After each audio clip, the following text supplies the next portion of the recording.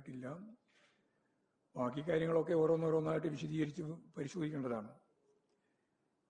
ഞങ്ങൾ ആദ്യം പറഞ്ഞതുപോലെ വർഗീയ ശക്തികളുമായി ചേർന്നുകൊണ്ടാണ്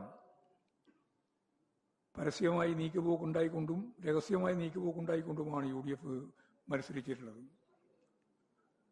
LDF-നെ പരാജയപ്പെടുത്താൻ BJP വോട്ടുകൾ UDF-നും തിരിച്ച് UDF വോട്ടുകൾ BJP-ക്കും ലഭിച്ച നിരവധി സംഭവങ്ങൾ ഇപ്പോൾ പുറത്ത് വരുന്നുണ്ട്.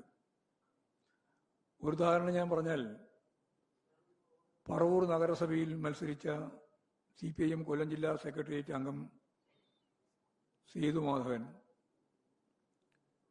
അവിടെ BJP സ്ഥാനാർത്ഥിയാണ് ജയിച്ചത്. ഞങ്ങൾ ജയിക്കാൻ സാധ്യതയുള്ളൊരു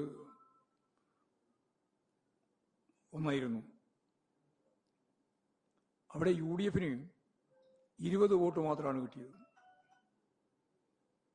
അപ്പോൾ എത്രത്തോളം വോട്ട് മാറ്റം ചെയ്യപ്പെട്ടിട്ടുണ്ട് എന്നതിന് ഏറ്റവും പ്രധാനപ്പെട്ട ഉദാഹരണമായി ഞാൻ ചൂണ്ടിക്കാണിക്കുന്നു എന്ന് മാത്രമേ ഉള്ളൂ. അപ്പോൾ ഇത്തരം പരസ്പരം സഹായിച്ച നിരവധി കാര്യങ്ങളെ നമുക്ക് മനസ്സിലാക്കാൻ സാധിക്കും.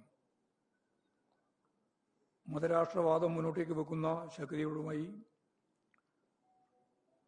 നല്ല യോജിപ്പോടുകൂടിയാണ് UDF മത്സരിച്ചത്. ഇത്തരത്തിലുള്ള പ്രചരണങ്ങൾ യഥാർത്ഥത്തിൽ BJP-യെയും സഹായിച്ചിട്ടുണ്ട് എന്നുള്ളതാണ് കാണാനാവുക.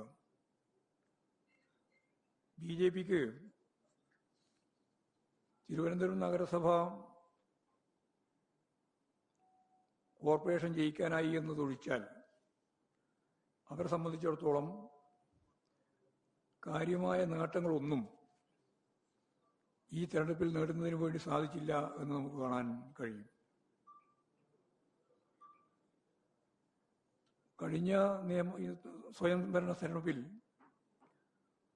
പന്തളം, പാലക്കാട് മുനിസിപ്പാലിറ്റികളിലാണ് BJP ജയിച്ചിരുന്നത്. 2 മുനിസിപ്പാലിറ്റികളിൽ. ശബരിമലയുമായി ബന്ധപ്പെട്ട ഏറ്റവും പ്രധാനപ്പെട്ട ഒരു പ്രദേശം ഉൾക്കൊള്ളുന്നതാണ് ഈ പന്തളം മുനിസിപ്പാലിറ്റി.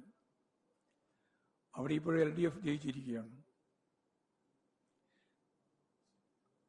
ശബരിമല ഉൾക്കൊള്ളുന്ന വാർഡ് ഇടതുപക്ഷ ജനാധിപത്യ മുന്നണി ജയിച്ചിരിക്കുകയാണ്.